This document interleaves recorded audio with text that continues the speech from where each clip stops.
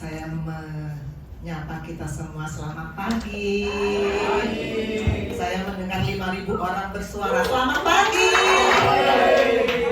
Semangat semuanya.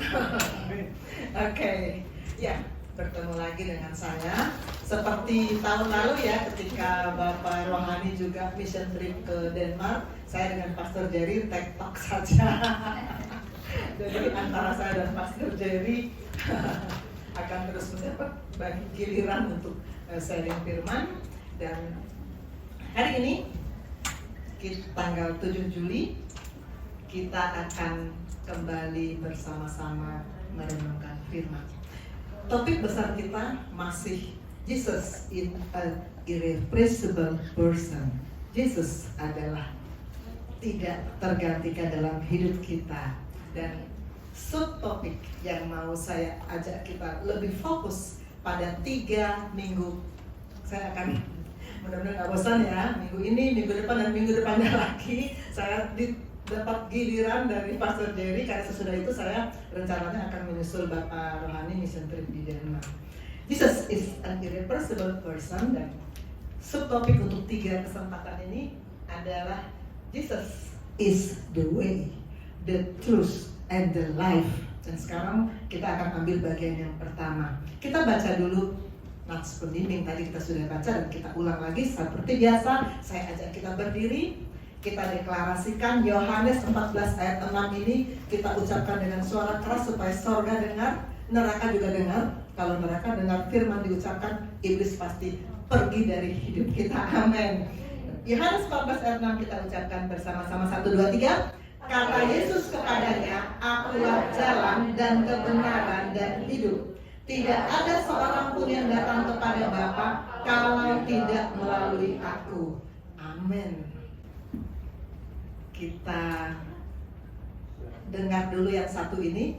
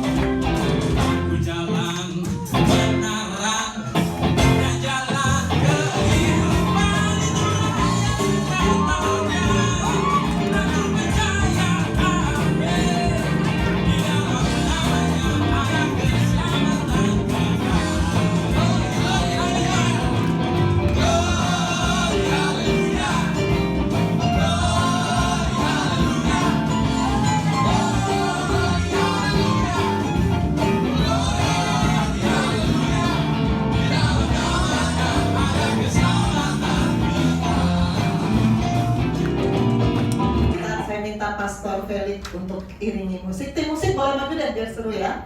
Untuk menyanyikan menggantikan Pastor Yosef. Kali ini saya mau, kayaknya saya lebih pengen mengundang Sri Kandi Gesiu deh. Kalau tadi yang nyanyi kan cowok-cowok. Nah ini saya mau undang.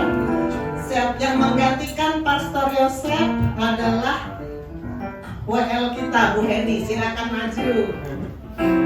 Yang menggantikan Om Bob, saya minta Bu Sarah, karena Bu Sarah bajunya ada kantongnya ya, ada kantong kan gayanya Om Bob, nanti kayak Om Bob ya, tangan di kantong lalu lihat ke samping gitu ya, pakai gaya Om Bob ya, gayanya Om Bob keren. Dan untuk menggantikan Pak Samuel, saya minta Bu kembaran saya untuk menggantikan, saya akan share teksnya.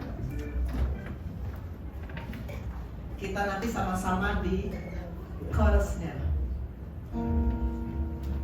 Oke, silakan. Mulai dari Bu Heni, Bu Sarah, dan Jesus.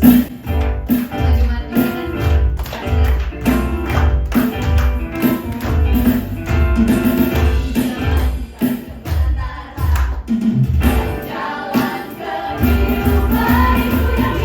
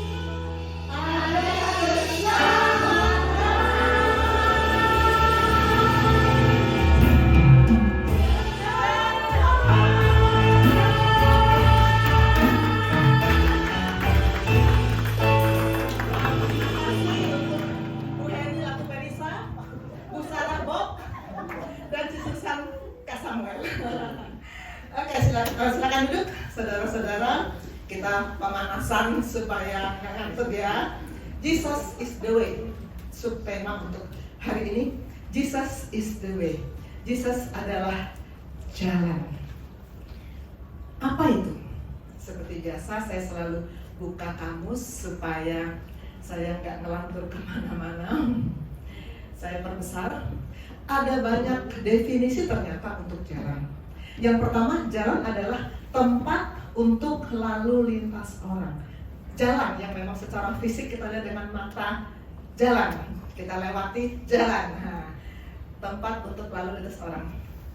Ini jalan. Kemarin saya nggak tahu kalau Bapak Ibu Saudara apakah kemarin keluar, ada di luar di jam berapa kemarin yang macet banget karena hujan kan seharian. Jam 3, jam 4. Saya pas di sekitar Pancoran, macetnya bukan main, kayak begini nih. Kayak begini. Tapi kalau di Pancoran saat begini, depan, belakang, kiri, kanan masih mobil-mobil yang normal. Kayak mobil kita juga. Kalau di tempat saya bekerja di daerah Priok, sering terjadi kemacetan, dan kalau lagi begini, depan, belakang, kiri, kanan tronton, mobil yang besar-besar. Aduh, kita ngeliat, aduh ya ampun, ini udah sekian lama gak gerak, ampun gitu ya. Terus begitu kita sedikit jalan, dikit-dikit maju, kita lihat di sebelah kiri mulai ada jalan kecil, kita langsung, aduh cepatan sampai situ, cepatan. Begitu bisa masuk, kita masuk di jalan kecil, lolos. Puji Tuhan, terasa banget leganya. Kita butuh jalan. Dalam keseharian saja pun, macet, pasti kita butuh jalan. Kita cari jalan tikus mana yang bisa saya lalui. Kita butuh jalan. Selain jalan tempat untuk lalu lintas, jalan juga perlintasan dari satu tempat ke tempat yang lain. Jalannya lewat mana kalau mau ke situ gitu ya. Kalau mau dari Caraka ke Wan Satrio, semua sudah tahu dong Wan Satrio jalannya lewat mana ya. Oh gampang, tinggal nyebrang aja gitu ya. Jalannya lewat mana? Di tahun 2020 saya pernah mengalami saya nggak ketemu jalan. Kalau yang dekat dengan saya mungkin langsung bisa, oh itu yang dimaksud gitu ya. Dan ini rumah sakit tempat saya bekerja. Ini ada 5 tower. Yang paling depan ini sekarang 16 lantai, ini waktu ini masih 4 lantai. Jadi ada 5 tower, 16, 8, dan 9. Saya sudah lama kan, kemarin saya cerita saya berapa lama ya kerja di 26 tahun ya saya kerja di situ.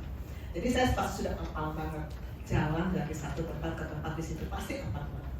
Dan setiap hari saya bekerja visit kira-kira 1, 2, 3, 4, 5, 6, 7 lantai yang saya datangi tiap hari. Dan itu kalau karena tiap hari pasti hafal. Tapi di tahun 2020 saya pernah mengalami nggak ketemu jalan. Saya merasa aneh waktu itu, aneh banget. Saya dari lantai 3, tempat saya endoskopi, saya mau visit ke lantai 5, nggak ketemu. Saya hanya muter-muter, nggak keruan, nggak ketemu lantai 5. Lalu saya kembali ke ruang endoskopi dan saya ngomong ke perawat-perawat yang di situ, kok saya nggak ketemu lantai 5? Yang tahu cerita saya pasti udah tahu nih apa sebabnya. Dokter spesialis pasti sudah tahu. Tahun 2020 kan saya kena tumor otak. Ini kejadian sebelum ketahuan dan sebelum operasi. Berkali-kali saya mengalami hal-hal yang kayak orang sakit ingatan, ya, karena memang otak saya mengalami tumor ketika itu.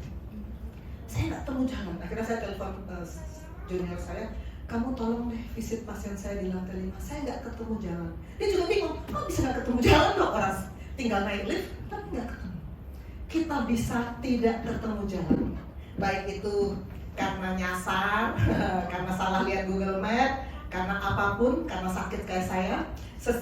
Beberapa hari sesudah itu baru saya tahu dengan bantuan teman saya neurolog, saya tahu saya ada tumor otak dan saya mengalami dua operasi. Kan saya sudah berkali-kali cerita di sini ya, baik operasi Vivisan maupun operasi gamma knife. Puji Tuhan, Tuhan memulihkan saya. Amin.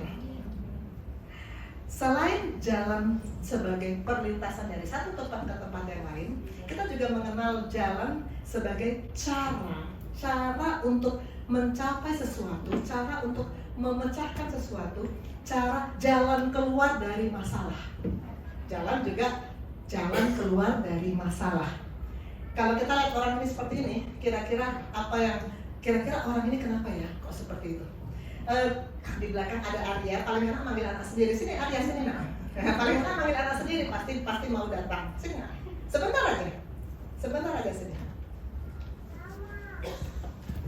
Kira-kira nih, kalau Arya lihat itu orang ngadep tembok, tangannya di kepala, kira-kira orang ini sedang mengalami apa? Kira-kira. Ini saya kadang bilang ke dia kalau saya mau tembak dia maju ya. Stres. Karena apa? Kerjaan. Karena masalah. Di depan dia tertutup, tidak ada jalan dan dia merasa, oh nggak ada jalan. Saya stres, ini orang lagi stres ini. Oke, boleh kembali. Apakah Arya lagi stres? Enggak ya? Langsung ditembak. Pada saat-saat tertentu kita bisa mengalami no way out. Nggak ada jalan. Aduh, ini berat banget. Tadi juga Arya sempat chat saya tentang kendaraan untuk acara sekolah minggu nanti siang. Dia sempat pusing, aduh mama ini bagaimana? Saya hubungi beberapa teman karena mendadak, aduh nggak dapat. No way out. Untung kemudian tadi pagi Noni bilang udah ada jalan keluarnya, lega. Selalu ada saat dimana kita merasa sepertinya no way out, sepertinya jalan buntu. 3.500 tahun yang lalu bangsa Israel pernah mengalami jalan buntu. Mereka jalan, tiba-tiba di depan laut, di belakang tentara Mesir mengejar. Jalan buntu, tidak ada jalan. Kita baca ceritanya ya, biar nggak ngantuk, kita bersaut-sautan. Saya akan baca yang ganjil, Bapak Ibu Saudara akan baca yang genap. Keluaran 14, 1-14. Berfirmanlah Tuhan kepada Musa demikian. Kepada orang Israel, supaya mereka balik kembali dan berkemah di depan Pi-hahirot, antara Migdol dan laut, tepat di depan Baal-Zephon, berkemahlah kamu di tepi laut. Maka Firaun akan berkata tentang orang Israel, mereka telah sesat di negeri ini, padang gurun telah mengurung mereka. Aku akan mengeraskan hati Firaun, sehingga dia mengejar mereka, dan terhadap Firaun dan seluruh pasukannya, aku akan menyatakan kemuliaanku, sehingga orang Mesir mengetahui bahwa akulah Tuhan. Lalu mereka berbuat demikian. Ketika diberitahukan kepada Raja Mesir bahwa bangsa itu telah lari, maka berubahlah hati Firaun dan pegawai-pegawainya terhadap bangsa itu, dan berkatalah mereka, apa yang telah kita perbuat ini, bahwa kita membiarkan orang Israel pergi dari perbudakan kita. Kemudian ia memasang keretanya dan membawa rakyatnya serta.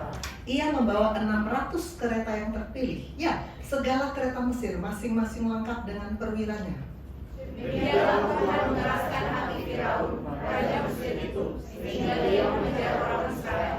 Tetapi orang Israel berjalan terus dipimpin oleh tangan yang meningkat. Adapun orang Mesir, segala kuda dan kereta Firaun, orang-orang berkuda dan pasukannya, mengejar mereka, mencapai mereka pada waktu mereka berkemah di tepi laut dekat Pi-hahirot di depan Baal-Zephon. Ketika Firaun telah dekat, orang Israel menoleh, maka tampaklah orang Mesir bergerak menyusul mereka. Lalu sangat ketakutanlah orang Israel, dan mereka berseru-seru kepada Tuhan. Dan mereka berkata kepada Musa, apakah karena tidak ada kuburan di Mesir, maka engkau membawa kami untuk mati di padang gurun ini? Apakah yang kau perbuat ini terhadap kami dengan membawa kami keluar dari Mesir? Bukan kali itulah kami katakan kepada penghuni Mesir, janganlah mengganggu kami, dan biarlah kami bekerja pada orang Mesir. Sebab lebih baik bagi kami untuk bekerja pada orang Mesir daripada mati di padang gurun ini. Tapi berkatalah Musa kepada bangsa itu, janganlah takut, berdirilah tetap dan lihatlah keselamatan dari Tuhan yang akan diberikannya hari ini kepadamu. Sebab orang Mesir yang kamu lihat hari ini tidak akan kamu lihat lagi selama-lamanya. Tuhan akan berperang untuk kamu, dan kamu akan diam saja. Amin. Kisah ini sangat terkenal. Sekolah minggu pasti sudah sering menceritakan cerita ini kepada anak-anak sekolah minggu pasti.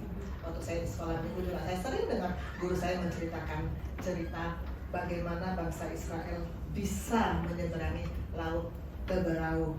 Itu sangat monumental cerita ini.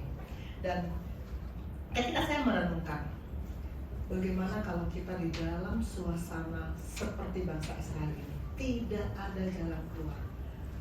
Depan laut.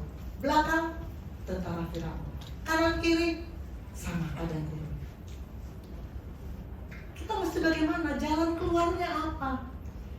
Stresnya bangsa Israel ketika sedang berada di posisi tidak ada jalan keluar. Tetapi kemudian firman datang kan? Sesudah firman datang, apa yang terjadi? Musa disuruh angkat tongkatnya. Musa kan cuma angkat tongkat. Tapi firman itu yang bekerja. Laut terbelah dan bangsa Israel bisa melewati. Itu yang membuat jalan keluar ketika firman datang. Ketika firman datang, saya merenungkan kejadian ini. Musa di ayat 13-14 berkata, ada 4 frase yang diucapkan oleh Musa yang semuanya sangat penting untuk kita renungkan. Pertama, jangan takut. Jangan takut. Banyak sekali pasien bilang sama saya begini, dokter saya takut. Takut penyakit, takut mati. Banyak sekali pasien bilang, saya takut mati. Padahal penyakit cuma lambung doang, lambung kan nggak bikin mati. Tapi saya takut mati. Bukan hanya pasien, murid-murid juga banyak yang bilang sama saya takut. Tapi takutnya bukan takut mati, takut sama dokter. Anak-anak koas, kalau saya tanya, kenapa kamu nggak kerjakan yang saya suruh? Karena saya takut salah. Kenapa kamu tidak datang ke dokter itu yang karena saya kan suruh kamu datang ke dokter itu? Karena saya takut itu memang sering melekat dalam kondisi kita sehari-hari. Saya takut. Padahal dalam Alkitab ini kita sudah sering tahu ya, sudah sering dengar, ada 365 kali ungkapan jangan takut. Artinya satu hari 1 kali jangan takut, setahun selesai. Dalam 1 tahun Tuhan terus bicara, jangan takut, jangan takut, jangan takut. Artinya tidak ada alasan untuk menjalani hari-hari kita dengan ketakutan, kecuali rasa takut akan Tuhan. Takut akan Tuhan beda, ketakutan beda. Takut akan Tuhan, kita suka yang Tuhan suka, kita benci apa yang Tuhan benci, itu takut akan Tuhan. Kalau itu harus dipelihara. Tapi rasa takut tidak boleh ada dalam kamus kita. Jangan takut, kata Tuhan. Frase kedua, berdirilah tetap. Berdiri tetap, bukan berdiri lalu keluar masuk seperti kemarin kita bicara stay or leave. Sebentar keluar, sebentar masuk. Berdirilah tetap. Jangan keluar masuk. Jangan lupa Tuhan tidak membiarkan dirinya dipermainkan. Jangan keluar masuk, berdirilah tetap. Paulus berkata kepada jemaat Korintus, karena itu saudara-saudaraku yang kekasih, berdirilah teguh, jangan goyah. Jangan goyah anak-anak Tuhan. Jangan goyah, giatlah selalu dalam pekerjaan Tuhan. Saya senang tadi kesaksian Sisna di mana, di sebelah ya, ketika doa persiapan. Dia bilang di gereja yang lama saya cuma datang ibadah pulang. Di sini saya dilibatkan dalam pekerjaan Tuhan, luar biasa. Itu membuat kita hidup lebih bergairah, lebih sungguh-sungguh. Kalau kita giat dalam pekerjaan Tuhan, sebab kamu tahu dalam persekutuan dengan Tuhan jerih payahmu tidak akan sia-sia. Frasa yang ketiga, lihat keselamatan dari Tuhan. Jangan lihat masalahmu, jangan lihat persoalanmu, jangan lihat kesulitan-kesulitanmu. Lihat ada keselamatan dari Tuhan. Tuhan Yesus berkata, akulah jalan, this is the way. Ini jalan. Jangan lihat masalahmu. Kalau kita lihat masalah kita, kita akan ketemu dengan yang tadi, yang lihat tembok lalu tangannya di kepala. Tapi kalau kita lihat keselamatan yang dari Tuhan, maka kita akan dapatkan jalan keluar. Firman akan datang seperti bangsa Israel di depan laut, di belakang Firaun. Tapi firman datang, ternyata ada jalan keluar yang kita nggak pernah bisa menduga dari pikiran manusia kita yang bodoh ini. Dan frase keempat, Tuhan akan berperang untuk kamu. Tuhan yang berperang. Dalam sepanjang sejarah Israel, berkali-kali kita melihat pertempuran yang benar-benar tidak imbang, benar-benar tidak imbang. Seperti contohnya ini. Ini siapa pasti tahu semuanya ya. Daud lawan Goliat. Daud yang kecil, Goliat yang besar, lengkap dengan segala perlengkapan perang. Dengan akal manusia pasti dong Daud kalah dalam hitungan menit, detik mungkin. Daud pasti langsung habis. Pertempuran yang sungguh-sungguh tidak imbang. Kita bisa baca lengkapnya itu nanti di 1 Samuel 17, saya tidak buka di sini.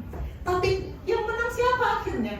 Tuhan berperang bersama-sama dengan Daud. Karena itu yang mati Goliat. Gideon membawa berapa orang? 300. Hanya 300.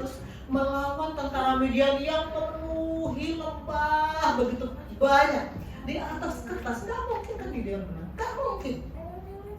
Tapi Tuhan berperang bersama-sama dengan Gideon, maka mereka bisa menaklukkan, mengalahkan orang Midian. Luar biasa. Kita bisa baca ini di Hakim-Hakim 7. Tembok Yeriko, waktu mereka sudah siap di depan Kanaan, siap untuk memasuki tanah perjanjian. 40 tahun sebelumnya mereka sudah mengintai loh. Dan apa kata 10 suku itu? Orang-orangnya raksasa, kita nih kayak belalang. Maka mereka mundur, nggak mau masuk. Di atas kertas memang bangsa Israel, bangsa perantau yang baru berjalan begitu jauh dari Mesir, mau masuk menghadapi Kanaan yang begitu kokoh, tembok Yeriko yang begitu tebal. Di atas kertas nggak mungkin kan? Pertempuran yang tidak imbang. Tapi Tuhan berperang untuk bangsa Israel. Maka kita lihat hanya dengan meniup sangkakala di Yosua 6, tembok Yeriko runtuh. Karena Tuhan yang berperang. Tuhan yang berperang. Tuhan Yesus adalah jalan. Kalau Dia kita hadirkan, pasti ada jalan keluar. Tadi kita mempelajari perjanjian lama. Di sepanjang perjanjian lama, tokoh utamanya kan memang bangsa Israel. Perjanjian lama kan bercerita mulai dari bangsa Israel, sejak anak-anaknya Israel, Yakub kan Israel, mulai 12 orang, lalu mulai mereka punya suku masing-masing, lalu mereka menuju tanah perjanjian, lalu mereka di tanah perjanjian itu bagaimana mereka sebagai kerajaan Israel Utara Selatan, itu semua kan mendominasi perjanjian lama. Perjanjian baru yang mendominasi isi perjanjian lama, perjanjian baru tentu Tuhan Yesus. Di Injil Matius, Markus, Lukas, Yohanes, itu semua karya Tuhan Yesus, bagaimana Dia berkarya dengan murid-muridnya. Lalu surat-surat selanjutnya adalah bagaimana pekerjaan murid-murid melanjutkan pekerjaan Tuhan Yesus. Kita akan lihat bagaimana Tuhan Yesus membuka jalan di perjanjian baru. Khususnya saya mau mengajak kita mempelajari beberapa kejadian dalam kitab Yohanes. Mujizat pertama yang Tuhan lakukan itu ada di Yohanes 2:1-11, air menjadi anggur. Itu nggak ada di paralel lainnya, itu hanya ada di Yohanes. Kita baca bersama-sama Yohanes 2:1-11 seperti tadi ya, kita saut-sautan. Saya akan membaca ayat yang ganjil, Bapak Ibu Saudara baca ayat yang genap supaya nggak ngantuk. Pada hari ketiga ada perkawinan di Kana yang di Galilea, dan ibu Yesus ada di situ. Yesus dan murid-muridnya diundang juga ke perkawinan itu. Ketika mereka kekurangan anggur, ibu Yesus berkata kepadanya, mereka kehabisan anggur. Yesus padanya, tapi ibu Yesus berkata kepada pelayan-pelayan, apa yang dikatakannya kepadamu, buatlah itu.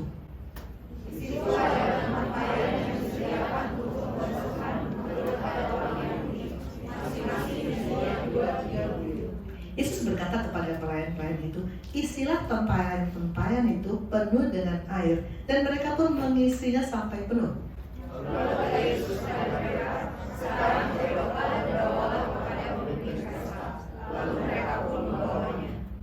Setelah pemimpin pesta mengecap air yang telah menjadi anggur itu, ia tidak tahu dari mana datangnya, tapi pelayan-pelayan yang mencadok air itu mengetahuinya. Ia memanggil mempelai laki-laki dan berkata kepadanya, setiap orang mendatangkan anggur yang baik dahulu, dan sesudah orang puas minum, barulah yang kurang baik. Akan tetapi engkau menyimpan anggur yang baik sampai sekarang. Hal itu dibuat Yesus di Kana yang di Galilea sebagai pertama dari tanda-tandanya, dan dengan itu ia telah menyatakan kemuliaannya, dan murid-muridnya percaya kepadanya. Kita juga pasti pernah, ini kisah juga sangat terkenal, nama Kana, perjamuan Kana itu, saya pernah ke Semarang. Di Semarang tuh ada satu, di luar kotanya ada satu tempat spa yang bagus banget. Di situ ada kapel yang cantik sekali, namanya Kana. Kapel yang cantik sekali, namanya Kana. Kana banyak dipakai, nama orang juga, saya punya teman namanya Kana. Kana ini terkenal karena di sini pertama kali Tuhan Yesus melakukan mujizatnya. Di ayat 2 ada satu statement, Yesus dan murid-muridnya diundang juga ke perkawinan itu. Saya nggak tahu bagaimana hubungan dari penyelenggara pesta dengan Yesus dan murid-muridnya. Tapi ketika itu kan belum ada mukjizat. Jadi artinya ini kan mukjizat yang pertama. Jadi ketika Yesus diundang, mereka belum tahu. Mereka bahkan nggak tahu kalau nanti akan kekurangan anggur. Mereka juga nggak tahu kalau Yesus bisa bikin mukjizat. Tentunya mereka nggak tahu. Tapi mereka mengundang Yesus dan murid-muridnya. Kapan kita merasa perlu untuk melibatkan Tuhan dalam hidup kita? Biasanya kalau apa? Kalau ada masalah kan. Kegiatan seharian normal, kita dengan kesibukan yang normal, yang rutin. Begitu ada masalah, baru berseru Tuhan. Begitu ada kesulitan, baru berseru Tuhan. Begitu ada sakit penyakit, baru berseru Tuhan. Koas begitu mau ujian, baru berseru Tuhan. Kita teringat untuk panggil nama Tuhan kalau ada masalah. Tapi di sini kita belajar bagaimana orang-orang penyelenggara perjamuan ini tidak ada masalah, tidak tahu kalau ada masalah, tapi sudah undang Tuhan Yesus. Itu satu langkah yang sangat penting. Selalu libatkan Tuhan. Saya merenungkan kejadian ini, bayangkan bagaimana mereka memutuskan undang Tuhan Yesus. Jangan tunggu ada masalah. Karena kalau datang masalah belum tentu Tuhan sudah ada di situ loh. Selalu libatkan Tuhan dalam setiap apapun yang kita jalani tiap-tiap hari. Ayat 2 berkata, Yesus dan murid-muridnya diundang juga ke perkawinan itu. Dan yang kedua, yang juga saya terkesan dalam cerita ini, pelayan-pelayan. Luar biasa loh pelayan-pelayan itu. Bayangkan mereka kan tidak kenal siapa Tuhan Yesus. Karena ketika itu belum pernah ada mukjizat yang dilakukan Tuhan Yesus. Dia tidak kenal siapa Tuhan Yesus. Tapi mereka tahu posisi mereka adalah pelayan. Setiap apa yang Tuhan perintahkan mereka lakukan tanpa bantah-bantah, tanpa argumentasi, tanpa negosiasi. Tuhan suruh mereka ini tempayan 6 biji, isi penuh sama air. Lalu kemudian bawa air ke pemimpin pesta. Mereka bisa berpikir gini, aduh gue ke orang bodoh nih, bawa air nanti gue dimarahi sama pemimpin pesta. Nanti pemimpin pesta bilang gini, ngapain lo kesini? Ngapain lo ganggu gue ya? Ngapain lo nyedolin air doang gitu ya? Kapan gue minta air nanti gitu ya? Kan pelayan bisa berpikir begitu. Kalau kita menerima firman, jangan bantah-bantah dengan argumentasi otak kedagingan kita. Karena kita akan nanti akhirnya kita nggak melakukan firman loh kalau kita bantah-bantah, kita negosiasi sama Tuhan, kalau begini aja gimana? Kayak Yunus, lakukan persis apa yang Tuhan suruh tanpa kita tanpa kita olah dulu dengan otak pikiran kita yang daging ini. Apa yang dikatakan firman, buatlah itu. Ayat 5. Ibu Yesus berkata kepada pelayan, apa yang dikatakan kepadamu, buatlah itu. Kau mereka buat, isi tempayan dengan air, bawa ke pemimpin pesta. Walaupun dalam hati mungkin mereka pikir, ini buat apa ya, nanti kalau gue dimarahin gimana. Tapi mereka lakukan. Dan kalau firman datang, kalau jalan keluar Tuhan berikan, maka murid-muridnya, ayat 11c, percaya kepadanya. Mukjizat terjadi supaya kita percaya kepadanya. Tiap-tiap hari ada mukjizat dalam hidup kita.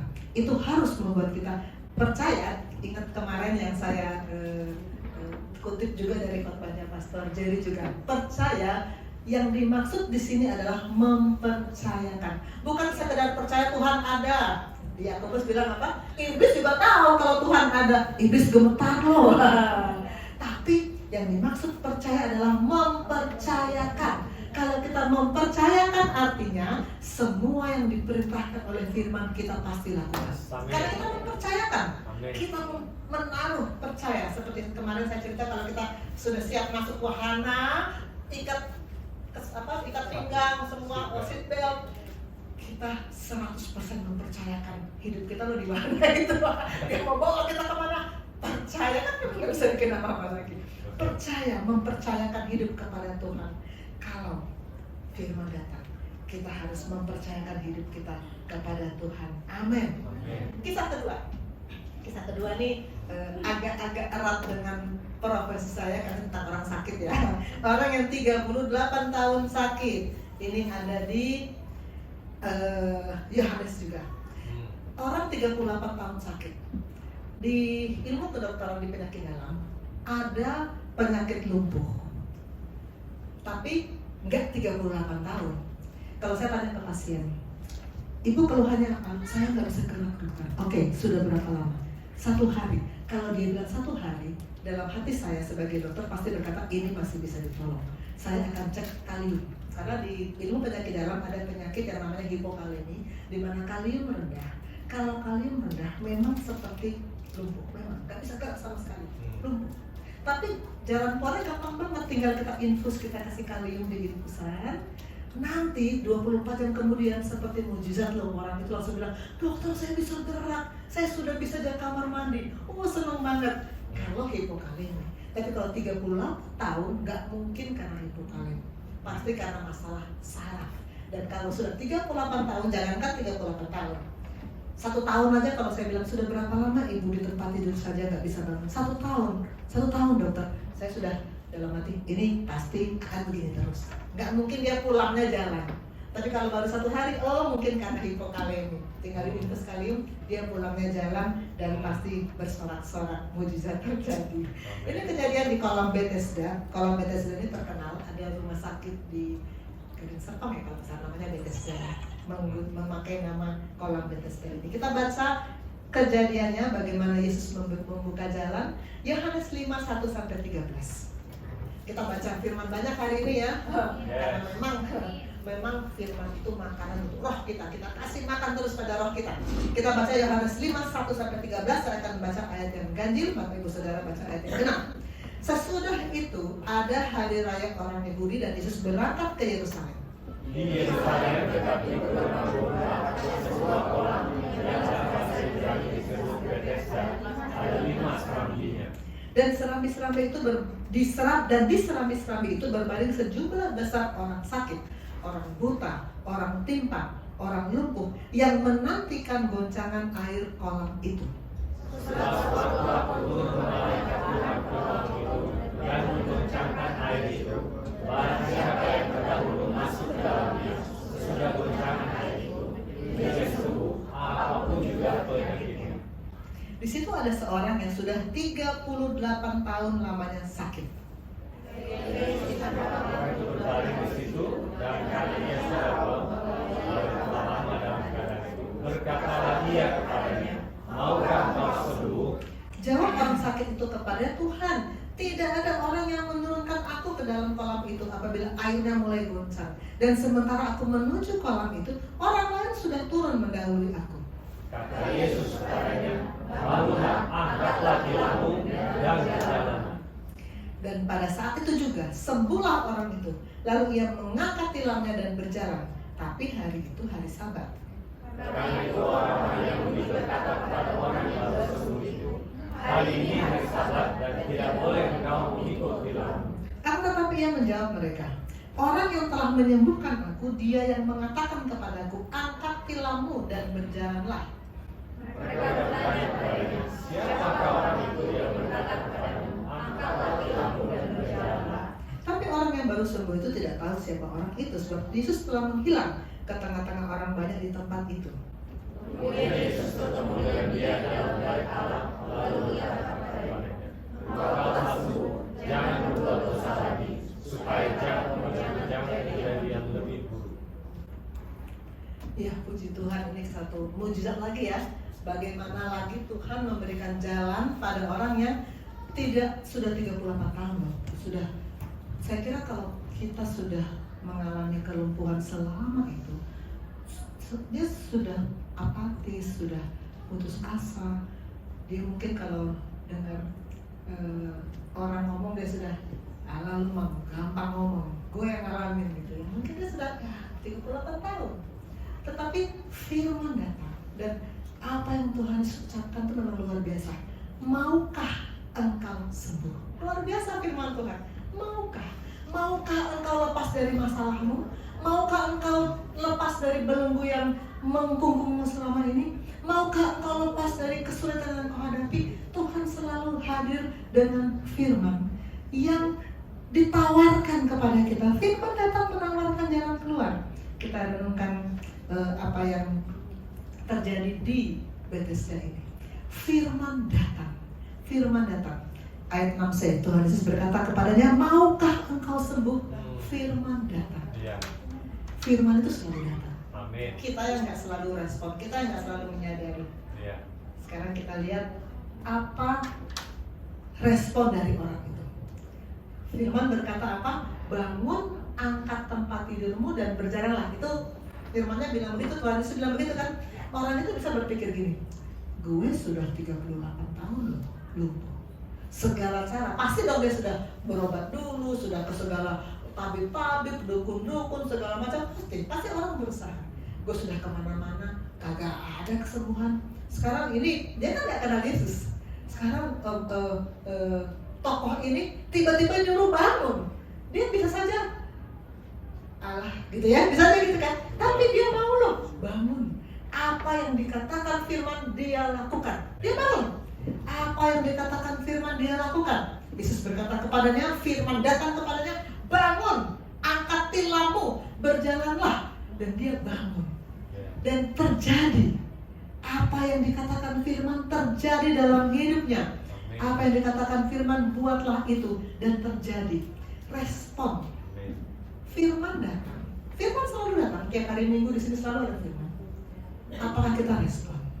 Respon itu yang membuat mujizat terjadi. Respon itu yang membuat jalan keluar terjadi. Respon. Ibrani 1 ayat 3 berkata, ia adalah cahaya kemuliaan Allah, firman. Gambar wujud Allah, menopang segala yang ada dengan firman-Nya. Kalau kita merespon firman, firman itu menopang kita.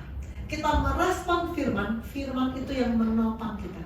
Firman itu menopang. Saya pernah menceritakan, kalau yang dekat dengan saya pasti masih ingat 2018 saya mengalami kecelakaan di ruang operasi. Saya retak tulang belakang saya 3 ruas dan saya sempat tidak bisa bergerak dan terancam lumpuh. Tapi Bapak Rohani kasih saya Ibrani 1 ayat 3. Bapak Yosef kasih saya ini, dia bilang gini, firman menopang. Firman menopang, dan saya sungguh merasakan bahwa firman itu yang menopang saya, sehingga saya sekarang bisa berjalan. Puji Tuhan, tiap hari saya berdoa, Tuhan terima kasih aku bisa bergerak. Buat Bapak Ibu yang tidak pernah mengalami lumpuh, retak tulang dan sebagainya, mungkin jalan itu biasa aja. Tapi karena saya pernah mengalami bagaimana rasanya tidak berdaya sama sekali. Apapun kebutuhan kita dibantu, karena kita sedang dalam cedera yang sangat berat, tidak bisa bergerak. Saya sangat bersyukur kalau saya bisa melangkah demi langkah. Sangat bersyukur. Ini semuanya karena firman menopang. Saya sungguh menyadari firman itu menopang. Respon firman. Firman itu akan menopang dan memberi kita jalan keluar. Amin. Apa yang dikatakan firman, buatlah itu. Jangan dikaji dulu dengan akal pikiran kita. Jangan ditelaah dulu. Jangan dibantah-bantah. Jangan. Just do it. Just obey. Amin. Dan ketika Tuhan Yesus bertemu lagi dengan orang itu, dia bilang apa? Engkau telah sembuh, jangan berbuat dosa lagi. Amin. Tuhan Yesus memang Maha Pengampun, betul. Banyak yang dalam diskusi sharing-sharing bilang sama saya, nanti kan bisa minta ampun lagi sama Tuhan. Kan Tuhan Maha Pengampun, Tuhan pasti akan ampuni. Ya betul, Tuhan akan ampuni. Tetapi kemarin kita juga sudah mendengar ada Galatia 6 ayat 7 berkata, jangan sesat ya. Allah tidak membiarkan dirinya dipermainkan. Apa yang ditabur orang itu juga akan dituainya. Jangan sesat. Satu kali berdosa, minta ampun, betul Tuhan ampuni. Tapi kalau kita ulangi, itu namanya kita mempermainkan Tuhan. Engkau telah sembuh, jangan berbuat dosa lagi supaya jangan terjadi padamu yang lebih buruk. Itu Tuhan bilang kepada orang itu. Karena apa? Iblis itu tahu betul bagaimana cara, tahu betul bagaimana cara mencuri, membunuh, membinasakan. Dia bukan cuma mencuri, dia membunuh. Bukan cuma membunuh, dia membinasakan supaya kita tidak bisa lagi kembali kepada Allah. Jangan sampai kita pada posisi itu. Engkau telah sembuh, jangan berbuat dosa lagi. Amin. Kisah yang ketiga. Satu lagi kisah saya mau angkat. Kita sudah, kalau lihat orang banyak makan roti ini sudah kita lihat intip sedikit minggu lalu ya. Ini adalah kisah Yesus memberi makan 5.000 orang. Ini ada di Yohanes, kita sedang pelajari Yohanes kan. Tapi juga ada paralelnya di Markus. Dan yang saya mau ajak kita baca sekarang yang di Markus, karena ada beberapa statement yang ada di Markus tapi nggak ada di Yohanes, dan statement itu memberkati saya, sangat memberkati saya. Kita baca Markus 6, 34 sampai 44. Seperti biasa, saya baca yang genap, Bapak Ibu Saudara baca yang ganjil. Saya akan baca dari 34. Ketika Yesus mendarat, ia melihat sejumlah besar orang banyak. Maka tergeraklah hatinya oleh belas kasihan kepada mereka, karena mereka seperti domba yang tidak mempunyai gembala. Lalu mulailah ia mengajarkan banyak hal kepada mereka.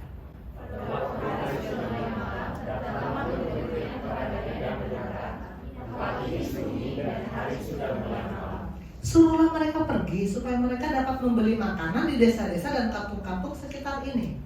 Tapi jawabnya, kamu harus memberi mereka makan. Kata mereka kepadanya, jadi haruskah kami membeli roti seharga 200 dinar untuk memberi mereka makan? Tapi ia berkata kepada mereka, berapa banyak roti yang ada padamu? Cobalah periksa. Sesudah mereka memeriksanya, mereka berkata, 5 roti dan 2 ikan. Katanya kedua orang itu supaya semua duduk berkelompok di atas rumput hijau. Maka didukung mereka berkelompok-kelompok, ada yang 100, ada yang 50 orang. Setelah ia mengambil roti dan 2 ikan itu, ia menghadap ke langit dan mengucap berkat, lalu memecah-mecahkan roti itu dan memberikannya kepada murid-muridnya, supaya dibagi-bagikan kepada orang-orang itu. Begitu juga kedua ikan itu dibagi-bagikannya kepada semua mereka. Dan mereka semuanya makan sampai kenyang. Kemudian Allah membuka potongan-potongan roti di 12 bakul penuh, selain daripada sisa-sisa ikan. Yang ikut makan roti itu ada 5.000 orang laki-laki. Ini minggu lalu kita sudah singgung sedikit, dan sekarang kita singgung lagi bagaimana Tuhan memberi jalan keluar. Pertama, Tuhan Yesus selalu digerakkan oleh kasih. Ayat 34, ketika Yesus mendarat, ia melihat sejumlah besar orang banyak, maka tergeraklah hatinya oleh belas kasihan kepada mereka. Digerakkan oleh kasih. Ini slide-nya Pastor Jerry dari bahan ajar Bapak Rohani. Yang menggerakkan kita apa? Apa yang memotivasi kita menjadi singer, menjadi pemain musik gereja, bekerja sehari-hari dalam pekerjaan kita? Yang menggerakkan kita apa sih? Penggerak kehidupan manusia ada 2, yang satu firman, yang satu bukan firman. Pastikan kita digerakkan oleh firman. Karena kalau firman yang menggerakkan kita, maka akan ada kasih yang bekerja, dan itu membuat tindakan kita tepat sasaran. Tapi kalau tidak, firman yang bekerja bukan firman, yang bekerja karena aku bisa maka aku kerjakan ini, maka tindakan kita akan meleset. Kita harus digerakkan oleh firman, digerakkan oleh kasih. Yang kedua yang saya pelajari dari kejadian ini, firman itu, kalau kita baca firman, itu ada 3 hal sebetulnya yang kita bisa dapat dalam firman. Pertama, janji. Firman itu berisi janji-janji Allah. Dan janji biasanya menyenangkan dong, janji gitu ya, ngaruh kita jadi punya harapan, kita senang dengan janji. Tapi bukan cuma janji, firman juga berisi larangan. Jangan ini, jangan itu, jangan ini, jangan itu. Larangan. Kita mulai, kalau larangan mulai dilarang gitu ya. Tapi yang ketiga, firman memberi perintah. Firman itu berisi janji, larangan, perintah. Kalau perintah, namanya juga perintah. Perintah harus dikerjakan. Harus dikerjakan. Firman memberi perintah. Kita harus mengerjakan firman karena perintah. Di ayat 37. Tapi jawabnya, kamu harus memberi mereka makan. Murid-murid minta jalan keluar kepada Tuhan. Tuhan, jalan keluarnya bagaimana? Tuhan bilang kasih perintah, kamu harus memberi mereka makan. Perintah ini datang kepada kita. Kita harus memberi makan orang-orang di sekitar kita loh. Rohnya perlu makanan, beri firman. Kamu harus memberi makan, memberi mereka makan. Lalu kita akan bilang gini, aku kan gak bisa, dengan cara apa? Aku kan cuma orang biasa. Kalau pasien ini, iya emang dia tugasnya itu. Dia kan hamba Tuhan. Tapi Tuhan Yesus bilang apa? Lihat talentamu. Ayat 38, tapi ia berkata kepada mereka, berapa banyak roti yang ada padamu? Cobalah periksa. Coba cek. Di dalam kita Tuhan sudah berikan talenta. untuk mengerjakan pekerjaan Tuhan. Apakah kita sudah cek, sudah telaah apa yang kita mampu lakukan untuk Tuhan? Lihat talentamu. Berapa banyak roti yang ada padamu? Periksa ya, coba periksa. Nanti kita akan kembali ke sini. Kita akan masuk ke definisi jalan yang lain. Tadi sudah tempat untuk lalu lintas, perlintasan dari satu ke satu, jalan keluar. Satu lagi yang saya mengajak kita belajar definisi jalan. Lantaran atau perantara yang menjadi alat atau jalan penghubung. Penghubung karena Tuhan Yesus adalah jalan, Dia penghubung.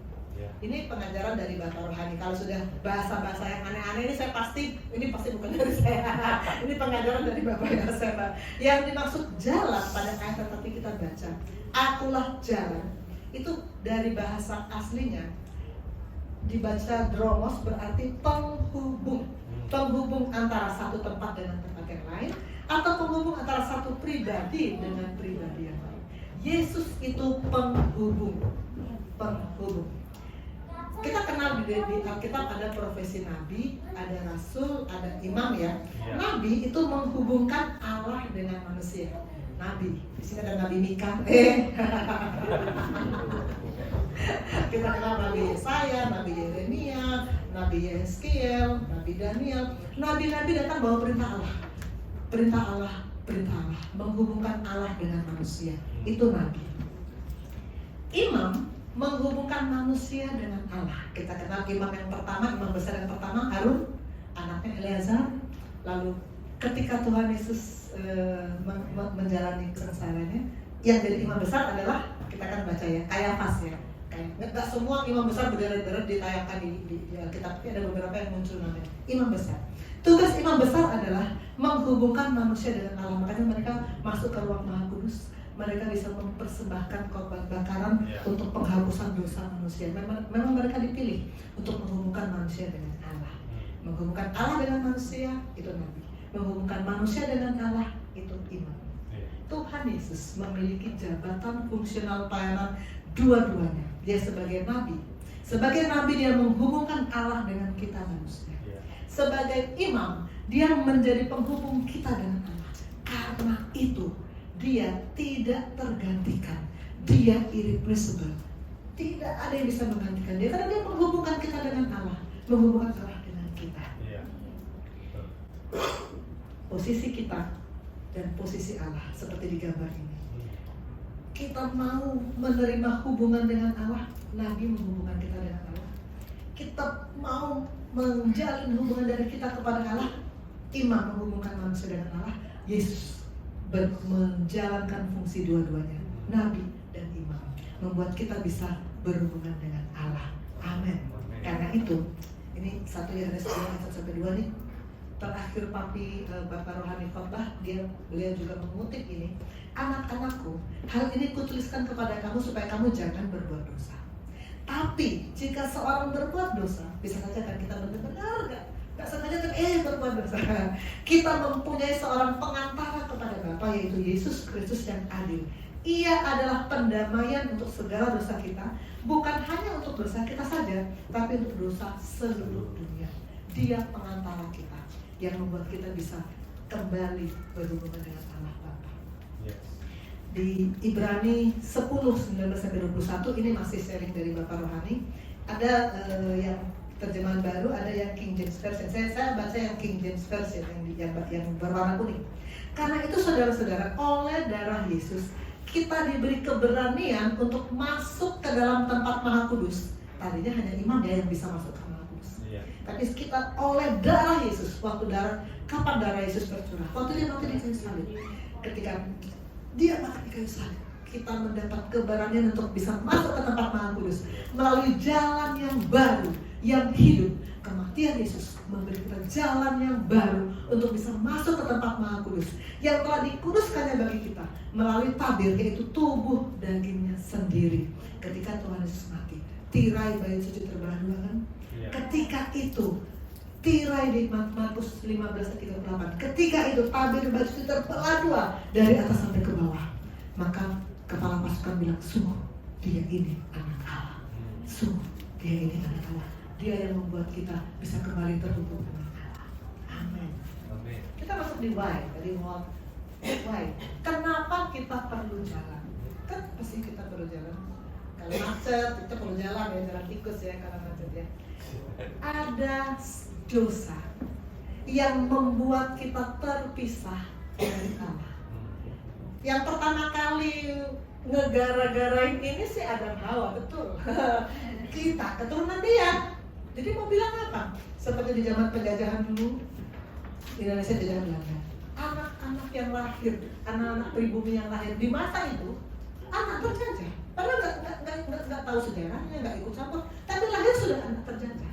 Begitu juga kita, lahir dari keturunan Adam Hawa. Kita berada pada posisi yang sebelah kiri.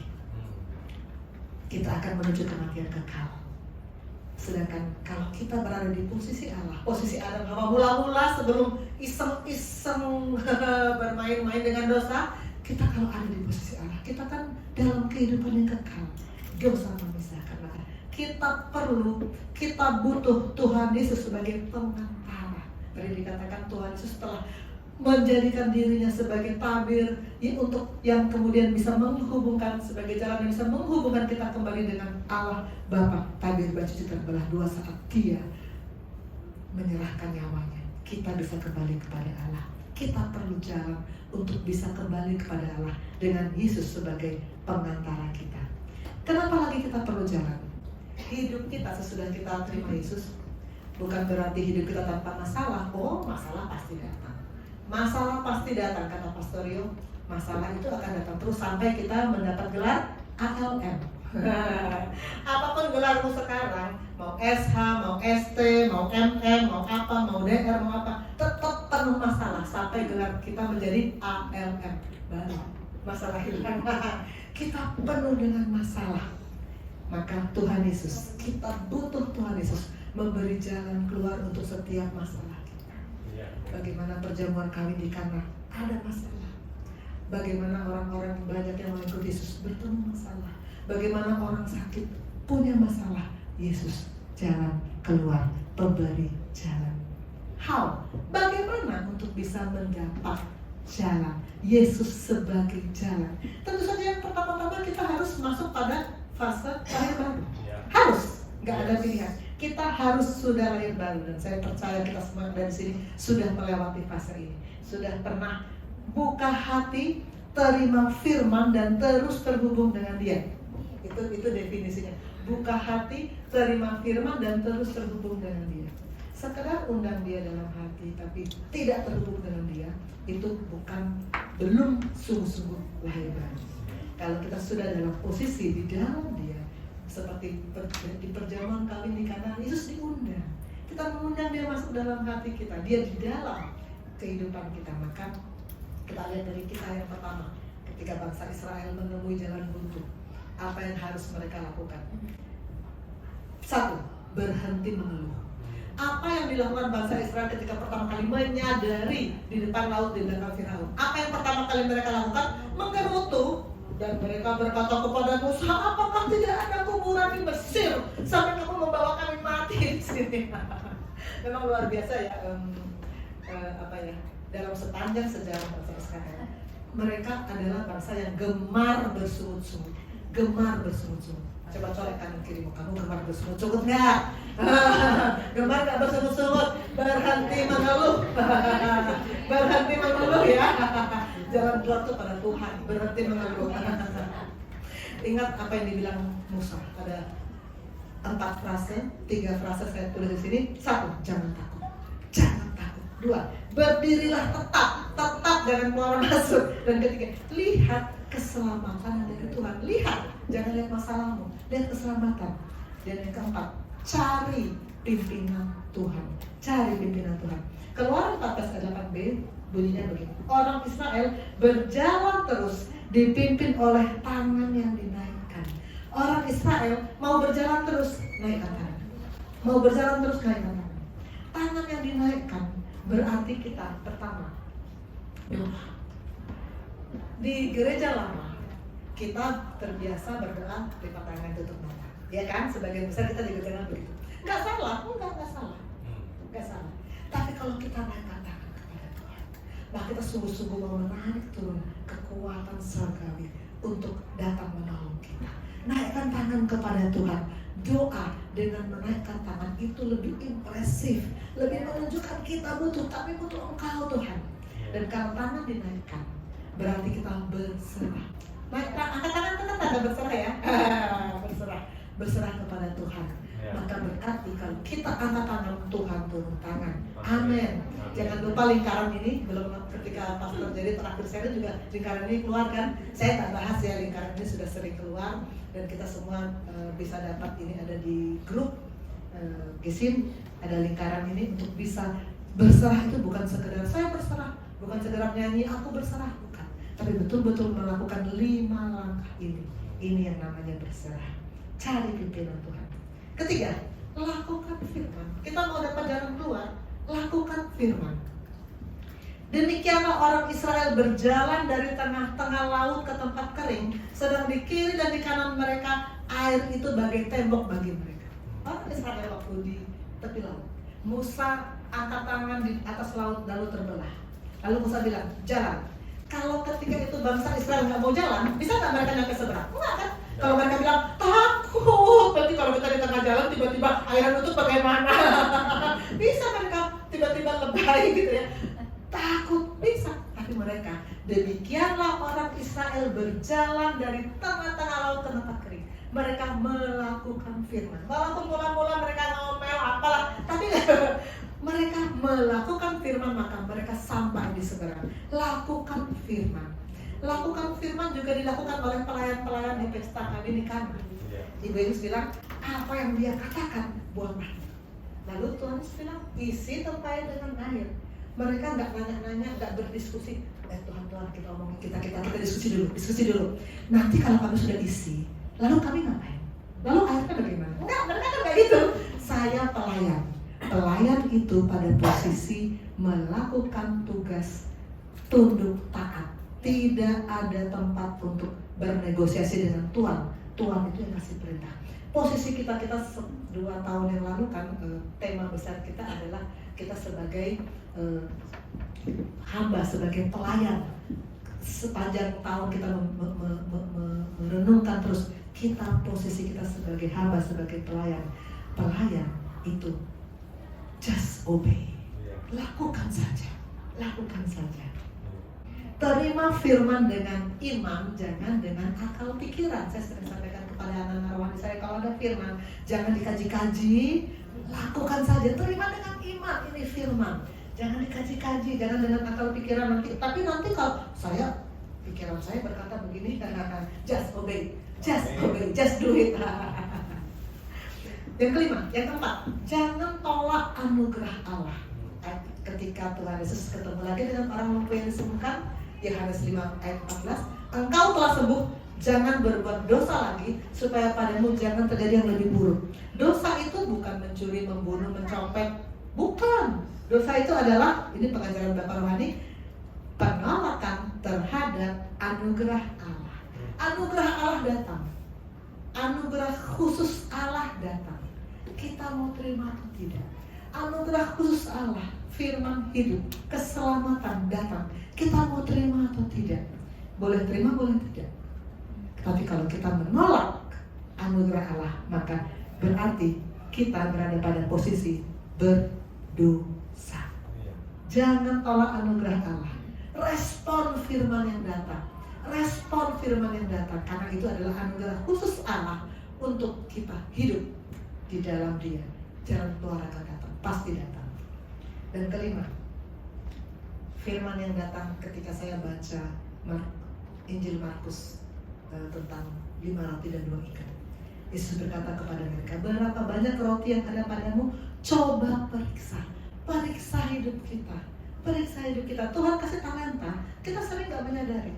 Saya sebelum masuk di sini, saya gak pernah pegang tamborin, gak pernah. Lihat aja gak pernah, apalagi pegang, gak pernah. Tetapi Tuhan bekerja luar biasa. Mula-mula sih murid-murid saya cuma goda-goda saya aja, dokter pengen nari tamborin, tapi gak ada yang bisa. Lalu saya belajar dari YouTube, lalu kemudian Untungnya juga ada murid seperti Swesti yang juga sudah pintar tamborin, ada Adel yang juga sudah pintar tamborin, sehingga kemudian akhirnya di gereja rumah Tuhan ini kita selalu bisa menghadirkan tarian tamborin untuk kemuliaan Tuhan. Amin. Yang tadinya saya sama sekali nggak bisa, saya nggak pernah belajar tamborin, nggak pernah. Saya dari gereja yang sama dengan Bu Elsia, gereja yang tidak pernah ada band, nggak pernah ada tari-tarian. Sebelum saya masuk gereja itu, saya nggak pernah bermimpi, berpikir bahwa saya akan sharing firman. Saya itu, saya sudah sering bilang, saya itu aslinya penakut, pemalu, nggak bisa ngomong, nggak berani tampil di depan. Itu saya. Sebelum masuk ke sini, saya itu buruk, nggak berani ngomong, nggak berani mana saya berpikir saya akan bisa sharing firman. Gak berani. Tapi Tuhan bilang, lihat talenta saudara-saudara sekalian. Di dalam kita Tuhan sudah kasih kemampuan, Tuhan sudah kasih talenta, Tuhan sudah kasih. Coba periksa. Lihat talentamu. Kita disuruh kamu harus memberi mereka makan. Orang-orang di luar kita harus kasih makan. Kamu punya talenta. Lihat talentamu. Bawa orang ke sini, itu sudah kita melakukan talenta kita. Saya sungguh bersukacita kalau mendengar cerita jemaat kita ada yang mengajak orang untuk mendengar firman di gereja ini, karena kita sama-sama mengakui di gereja ini firman bermutu, nutrisi yang kalau kami bilang TKTP, tinggi kalori, tinggi protein. Ajak orang datang. Makanan untuk orang sakit, TKTP, tinggi kalori, tinggi protein, supaya cepat sembuh. Nah itu juga firman di gereja ini TKTP, tinggi kalori, tinggi protein, menghidupkan orang, membuat. Saya sangat senang tadi dengan kesaksian di gereja lama, firman nggak kayak di sini. Di sini firman menyerang kedagingan, di sini firman membuat kita hidup bagi Tuhan. Ya betul. Lihat talentamu. Kita ajak orang untuk mendengar firman. Itu kita sudah memberi mereka makan. Kamu harus memberi mereka makan. Oke, kita masuk pada konklusi. Untuk mendapatkan way out, mendapatkan jalan keluar, mendapatkan Yesus sebagai jalan. Yang pertama, kita harus terima Dia. Kedua, kita harus berhenti mengeluh. Ketiga, kita harus mencari pimpinan Tuhan. Keempat, kita harus melakukan firman. Kelima, jangan tolak anugerah khusus itu. Jangan tolak, respon setiap firman yang datang. Dan yang keenam, lihat talenta. Kamu harus memberi mereka makan. Kita harus ajak untuk ikut mendapatkan makanan TKTP dari Tuhan di gereja ini. Amin. Yesus buat jalan. Kita sering menghadapi kondisi no way out. Ada jalan keluar dari stres. Kakak rohani saya waktu saya masih mahasiswa bilang gini, kalau kamu menghadapi masalah no way out, di depan jalan buntu, ke belakang jalan buntu, kanan kiri jalan buntu, kemana? Ke atas, kepada Tuhan kita berseru. Unlimited ke atas itu, kita bisa terus berseru kepada Tuhan. Tidak ada buntunya kalau di atas, tidak ada buntunya. Kita berdiri, kita menyanyikan lagu ini. Dia buat jalan. Dia buat jalan, saat tiada jalan, dengan cara yang ajaib.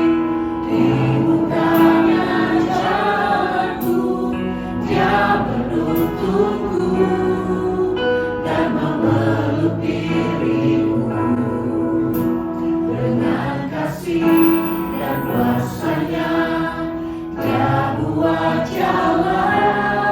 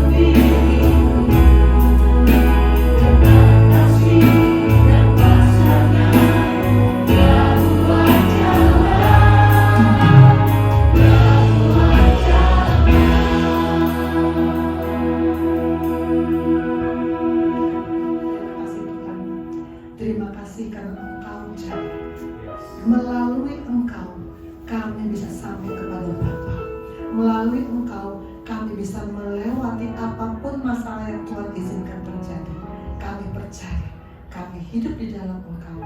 Engkau adalah jalan keluar untuk setiap masalah kami. Dalam nama Tuhan Yesus kami berdoa. Amin.